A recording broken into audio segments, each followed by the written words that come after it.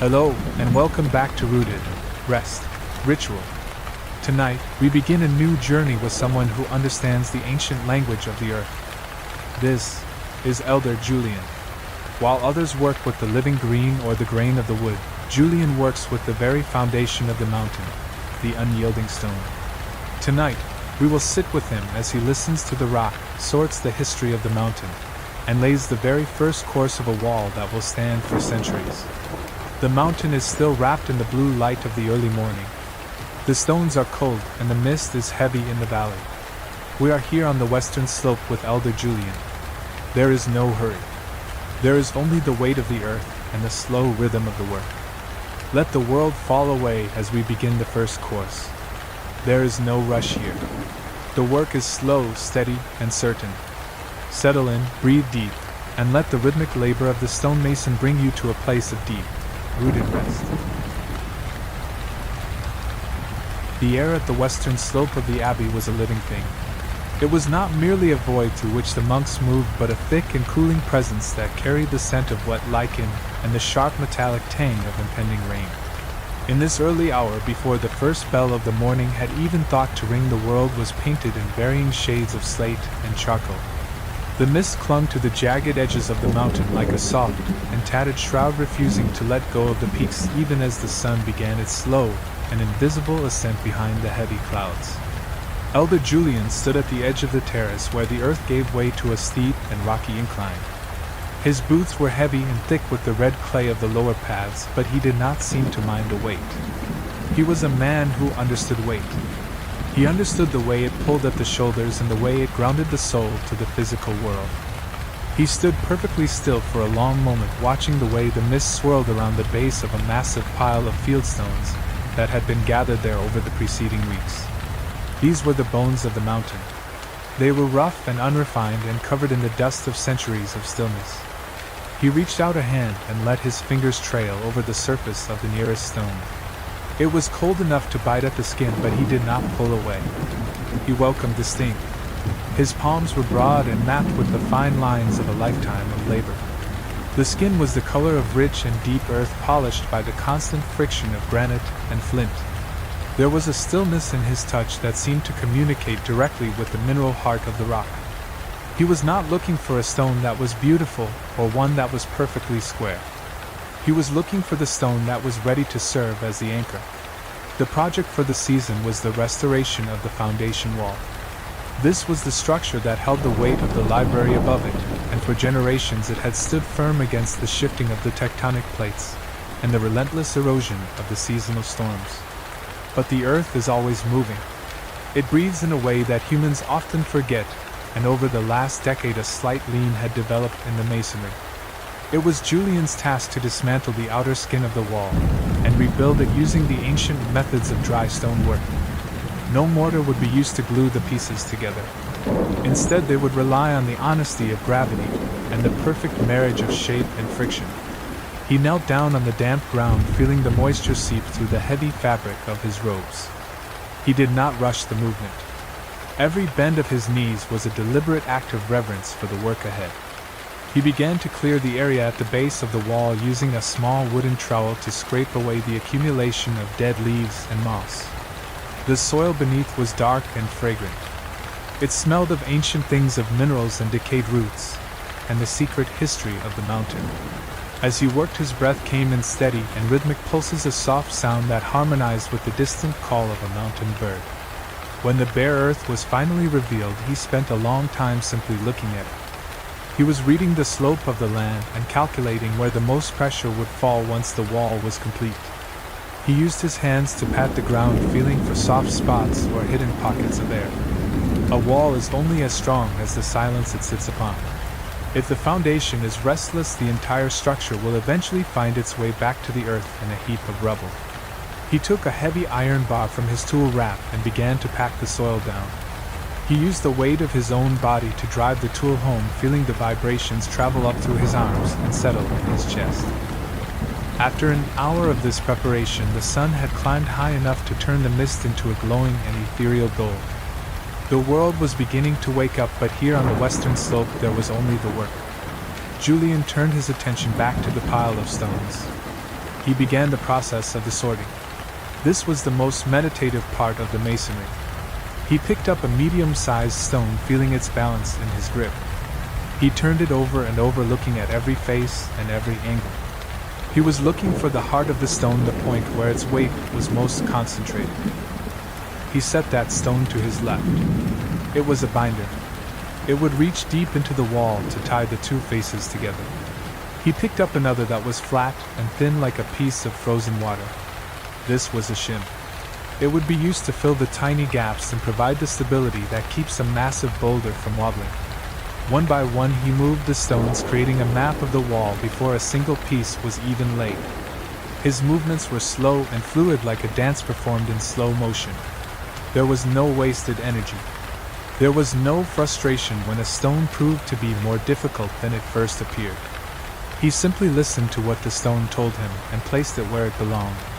The largest of the stones sat at the very center of the pile. It was a massive slab of gray granite that seemed to absorb the light rather than reflect it. This was the cornerstone. It had been pulled from the quarry months ago and had been resting here waiting for this specific day. Julian approached it with a quiet focus. He did not try to lift it immediately.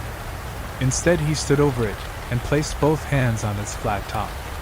He closed his eyes and felt the immense coldness radiating from the mineral depths. He felt the age of the stone. He felt the way it had been formed under the pressure of miles of earth long before the Abbey had ever been dreamed of. He took a deep breath, filling his lungs with the crisp and invigorating mountain air. He braced his legs and reached down, gripping the underside of the granite slab.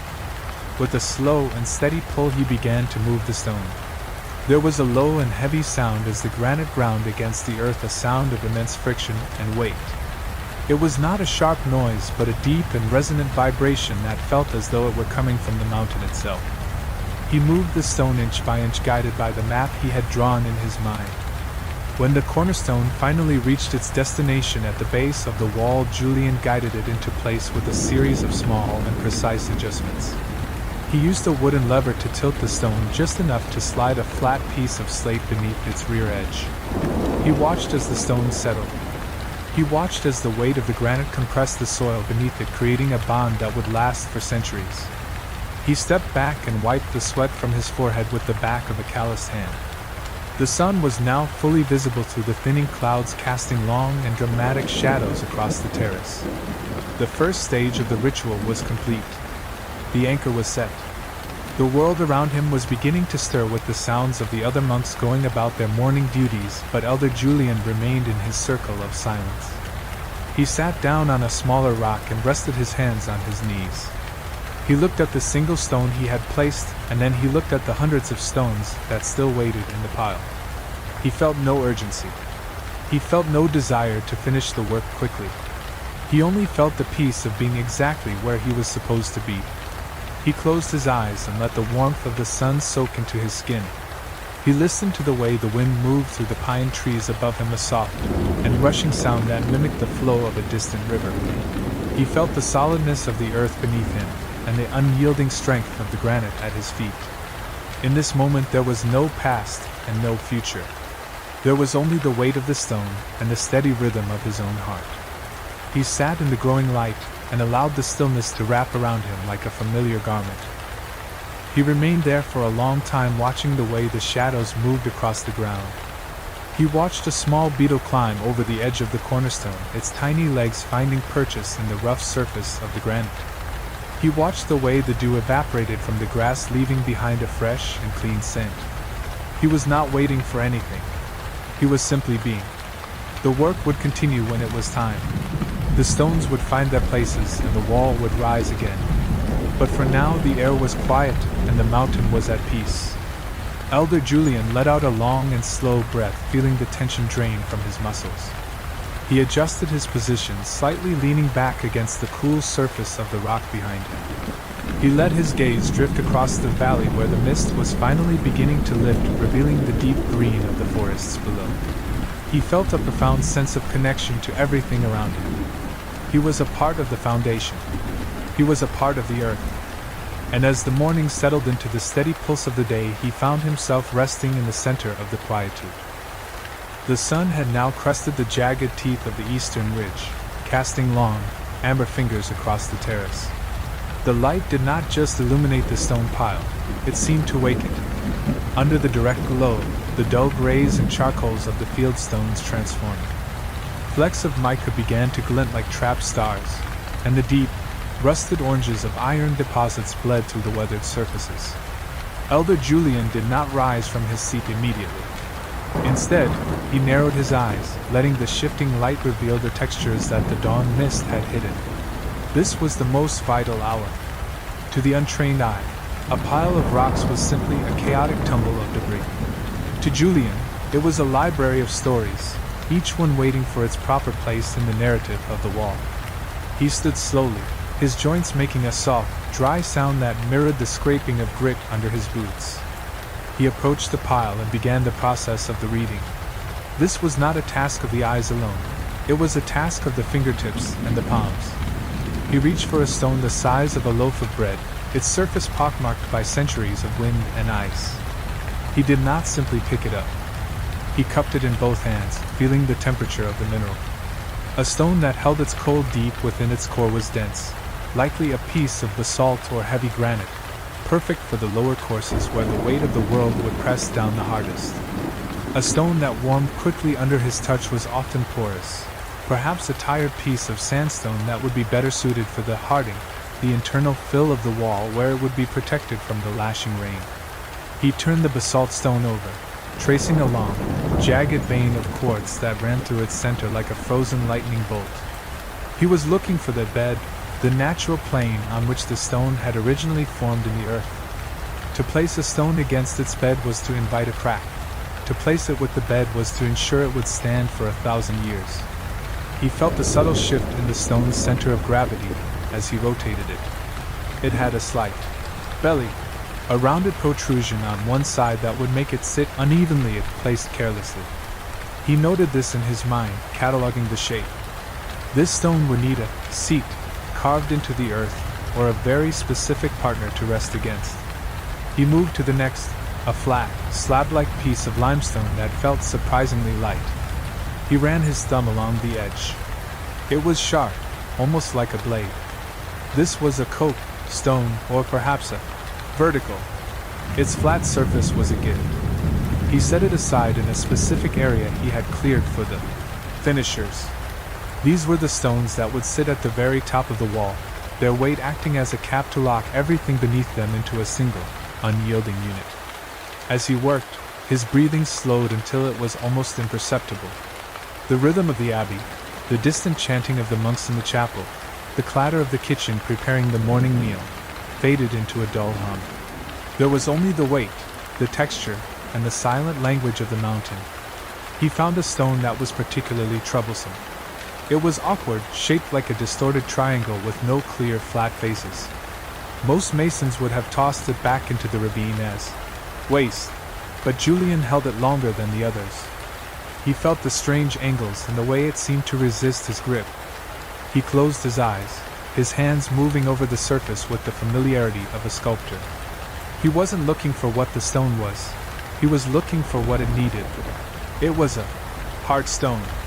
Its odd angles were perfect for wedging between two larger boulders, filling a void that no square stone could ever reach.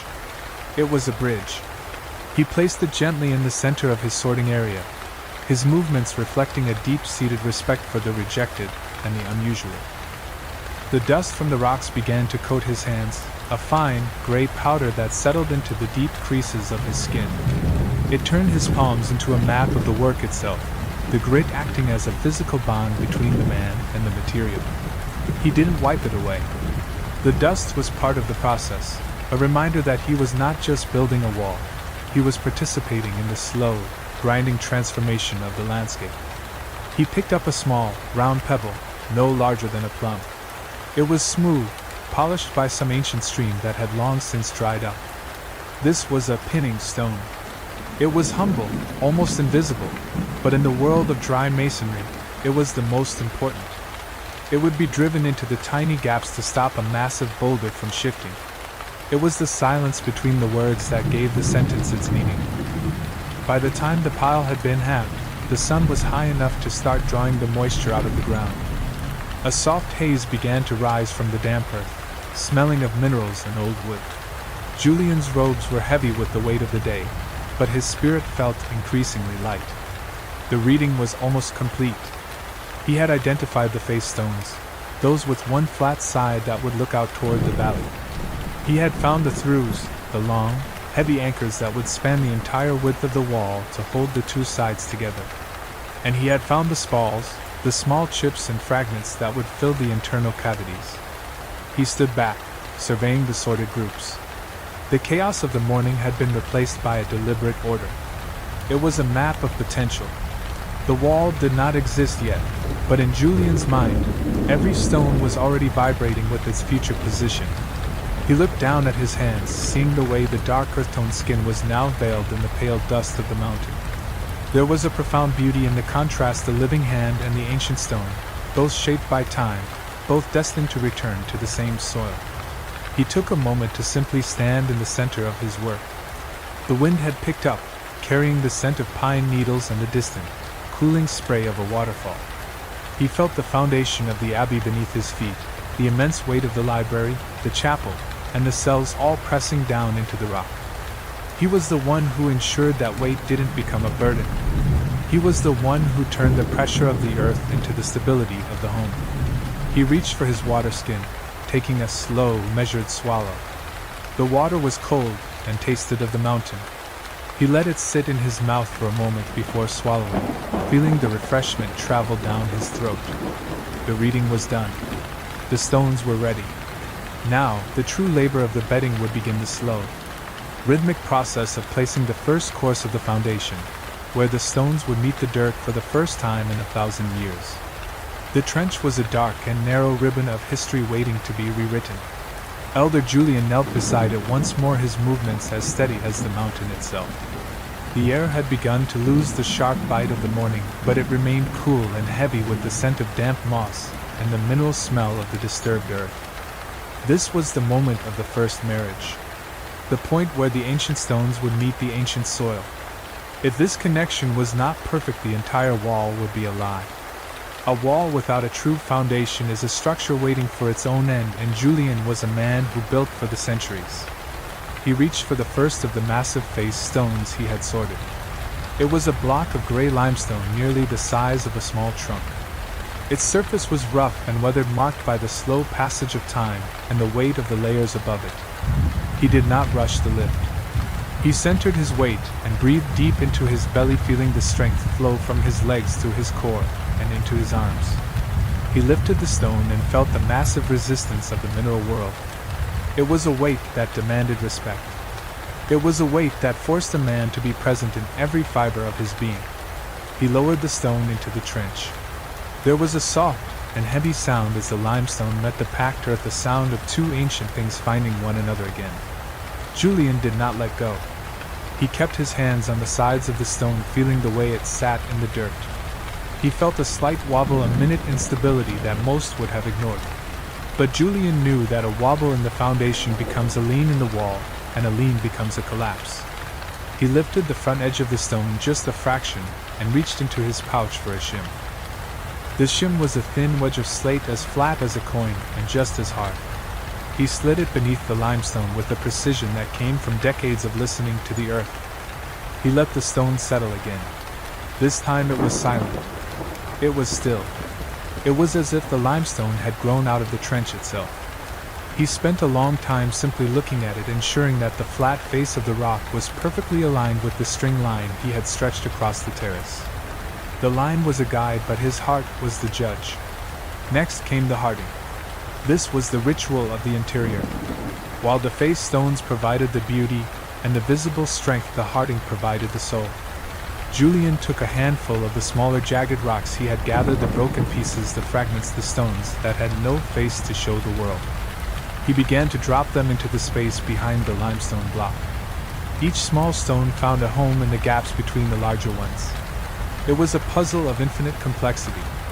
He used a heavy wooden mallet to pack the hearting down, making sure there were no hollow spaces where water could collect or where the frost could take hold in the winter.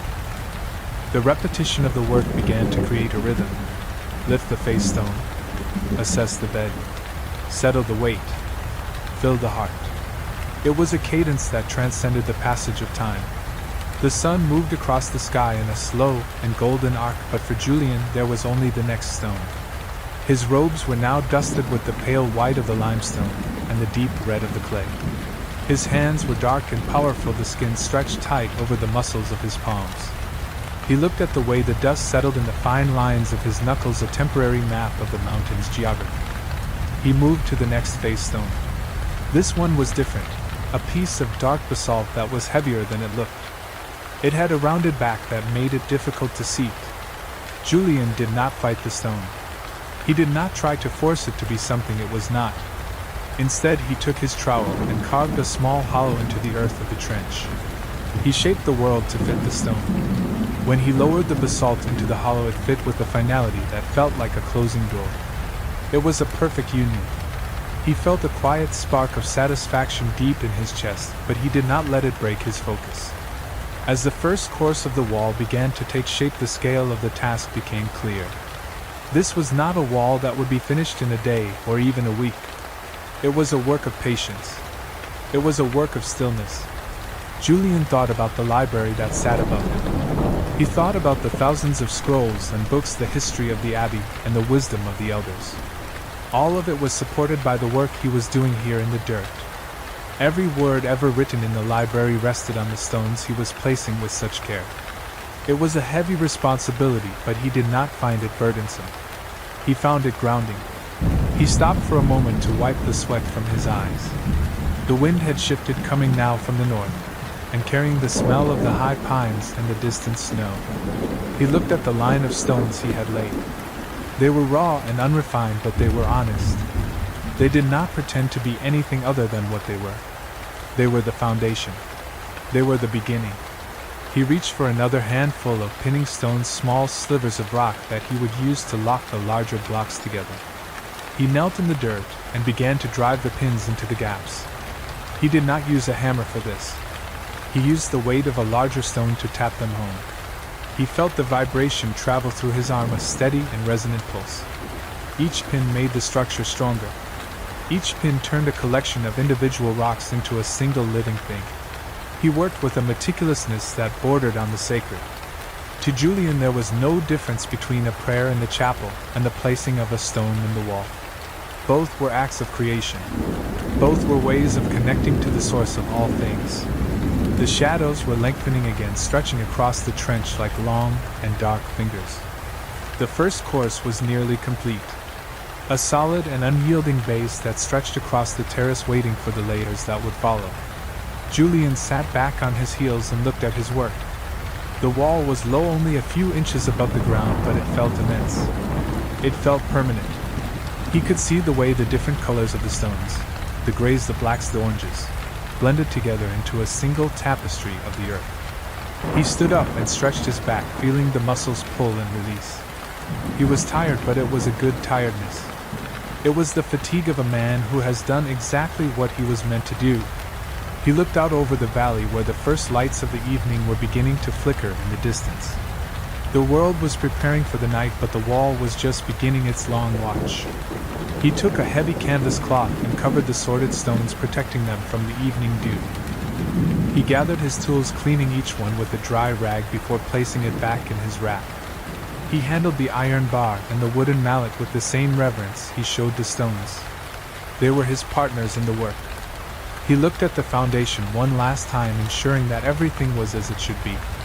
The line was straight. The stones were still. The heart was full. He felt a deep sense of peace settle over him, a quietude that was as solid as the limestone. The sky had begun to deepen into a shade of violet that felt heavy and cool against the back of Julian's neck. The first course of the foundation was now a solid and silent presence in the trench, a line of dark limestone and gray granite that looked as though it had been there since the beginning of the world. But a single layer of stone is not a wall. It is only a promise. To fulfill that promise, Julian had to begin the second course. This was the stage of the work known as the bond. It was the moment where the individual stones ceased to be separate entities and became a singular and unbreakable whole. The secret to a dry stone wall lies in the overlap. One stone must always sit across the joint where two stones meet below it. This creates a bridge of weight that locks everything into place. If the joints are allowed to stack one on top of the other, the wall will eventually split like a piece of dry wood. Julian stood over the sorted pile of rocks and let his gaze drift across the shapes. He was looking for the stones that would serve as the binders. These were the long and heavy pieces that would reach across the width of the wall to tie the inner and outer faces together. He reached down and gripped a slab of dark basalt that was as long as his forearm. It was dense and cold. The surface was covered in tiny pits and ridges that would provide the friction necessary to hold its neighbors in a firm embrace. He lifted it with a slow and deliberate exhale, feeling the tension in his lower back and the familiar pull in his biceps. He did not rush the walk to the trench. Every step was a calculation of balance. He lowered the basalt slab onto the first course.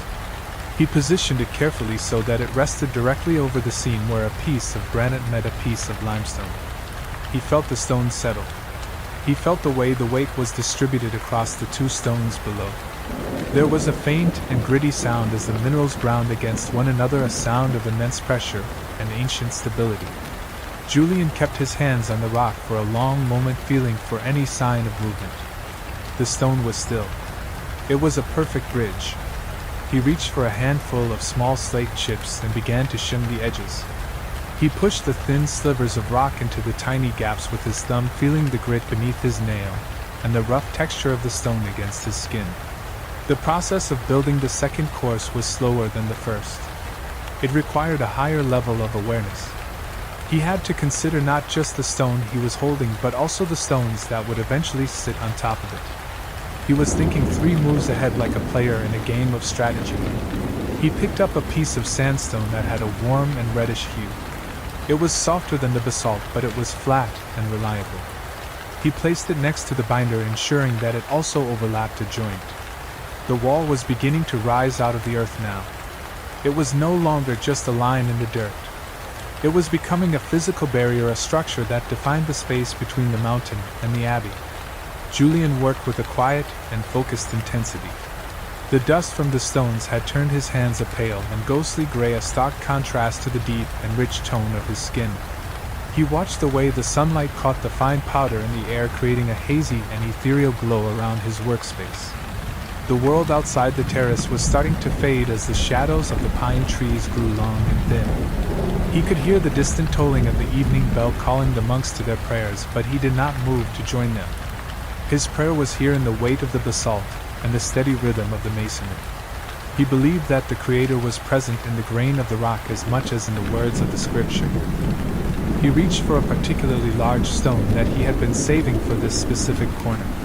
It was a massive piece of quartz-speckled granite that looked like a frozen piece of the night sky. It was heavy enough that he had to use his entire body to move it. He braced his feet against the edge of the trench and pulled the stone toward him inch by inch. The friction was immense. He could feel the heat generated by the movement. When the granite was finally in position, he guided it down with a series of small and precise shoves. It landed with a deep and resonant thud that seemed to vibrate through the very soles of his boots. He stepped back and wiped the sweat from his forehead. His breath was steady, and his heart was calm. The second course was now halfway complete. The intersection of the different stone types created a beautiful and complex pattern. The dark basalt contrasted with the pale limestone and the reddish sandstone, while the granite provided a spark of light in the deepening shadows. It was a tapestry of the earth. Julian took a small wooden tool and began to pack the internal hearting into the center of the wall. He used the broken fragments and the small pebbles to fill every void. He was creating a solid core that would act as a shock absorber against the shifting of the mountain. He worked with a meticulousness that left no room for error. A single hollow space could allow water to enter and freeze, causing the wall to heave and buckle in the winter. He felt a deep sense of connection to the men who had built the Abbey centuries ago. They had stood on the same slope and handled these same types of stones. They had felt the same weight in their shoulders and the same grit on their palms. He was part of a long and unbroken line of builders who understood that the only way to create something lasting was to move slowly. To be fast was to be careless. To be slow was to be eternal. He picked up a small and rounded stone that looked like a river pebble and tucked it into a gap near the corner. It was a small act, but it was vital. The wind had died down, leaving the air perfectly still. The only sound was the occasional scrape of Julian's trowel and the soft rustle of his robes as he moved. He was completely alone in the growing dusk, but he did not feel lonely. He felt the presence of the mountain all around him. He felt the weight of the library behind him and the depth of the forest below. He was the anchor. He was the point where the world of men and the world of the earth met and found a common language. He placed the last stone of the hour, a flat piece of slate that would serve as a level base for the third course. He stood up and looked at his hands. They were tired and the skin was raw in places, but they were satisfied hands. He looked at the wall and saw the way the second course had transformed the structure. It was now a singular unit. It was a bond that could not be easily broken. He felt the quietude of the evening settling over the terrace. The light was almost gone now, leaving the world in a state of soft and blue transition. He did not feel the need to rush back to his cell. He sat on a nearby boulder and watched as the first stars began to appear in the gaps between the clouds. The work of the day was done, but the story of the stone was just beginning. The foundation was set, and the bond was formed. As the darkness finally took hold of the western slope, Elder Julian remained in his seat. He listened to the silence of the mountain and the steady pulse of the earth. He felt the peace that comes from doing a thing well and from knowing that the work will stand long after the builder is gone. He sat in the center of the quietude and allowed the night to wrap around him. The night had now fully claimed the western slope, and the stars were thick and vibrant above the silhouette of the Abbey. The air was perfectly still, and the only sound was the faint and distant rush of the wind through the highest peaks. Elder Julian did not move from his seat for a long time. He allowed the coolness of the evening to seep into his bones and soothe the heat of the day's labor. His hands rested on his knees, and he felt the weight of the mountain pressing up through the soles of his boots. This was the time of the witnessing. It was the moment when the builder stepped away from the work to see what the earth had accepted. He rose slowly and walked back to the edge of the trench. In the dim starlight, the two courses of the wall looked like a low and heavy shadow. He did not use a lantern. He did not need to see the stones with his eyes to know as they were right. He knelt in the dirt and reached out with his right hand. He ran his fingers along the face of the second course, feeling the way the basalt and the limestone sat together. He felt the seams where the stones overlapped and the way the shims held the weight in perfect balance. He moved his hand slowly across the entire length of the foundation, feeling for any hint of a vibration or a shift. The stones were silent. They were rooted. They had become part of the mountain. Satisfied, he returned to his workspace and gathered his tools. This was the final ritual of the day, the cleansing of the companions. He took a heavy roll of canvas and spread it out on a flat rock. One by one he laid out his tools: the iron bar, the heavy wooden mallet, the collection of chisels. Each one was coated in the fine and abrasive dust of the masonry. Julian took a small jar of linseed oil and a thick rag made of coarse wool. He began to wipe away the grit. He started with the mallet. He worked the oil into the wood, feeling the grains soak up the moisture. He polished the handle until it was smooth and dark in the starlight. He did this not just to preserve the tool, but to honor the work it had done. He moved on to the chisels. He wiped the steel until it gleamed with a dull and honest light. He checked the edges for any chips or dullness, and he felt the weight of the metal in his palm. These were the instruments of transformation. They were the bridge between his will and the unyielding nature of the rock. As he cleaned each tool, he thought about the specific stones they had shaped that day. He remembered the strike that had settled the granite and the nudge that had aligned the basalt. The tools were an extension of his own body, and he treated them with the same care he gave his own limbs. Once the tools were clean and oiled, he wrapped them tightly in the canvas roll. He tied the bundle with a leather cord and tucked it into a protected hollow in the rock. Now it was time to cleanse the builder. He walked to a small stone basin that sat near the terrace. It was filled with rainwater that had been collected during the previous night. The water was cold enough to make his skin tingle, but he welcomed the shock. He dipped his hands into the basin and began to wash away the dust of the mountain. He watched the way the gray and red silt clouded the water, and he felt the weight of the day lifting from his skin. He washed his arms up to the elbows and then splashed the cool water over his face and neck. The scent of the rain was fresh and clean, a stark contrast to the heavy and mineral smell of the trench. He dried himself with a simple linen cloth and stood for a moment looking out over the valley. The lights of the world below were far away and insignificant compared to the vastness of the night sky. He felt small, but he did not feel unimportant. He was the keeper of the foundation. He was the one who made the silence solid. He felt a deep and profound sense of peace settle over his heart. The work was not finished, but it was complete for this cycle. The stones were in their places and the earth was at rest. Julian walked slowly back toward the Abbey, his footsteps making no sound on the soft grass. He reached the small stone cell that served as his quarters. It was a simple room with a straw pallet and a single wooden stool. The walls were made of the same stone he had been working with all day, and he felt a sense of comfort in their presence.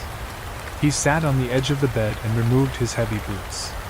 He felt the air move over his tired feet, and he let out a long and slow breath.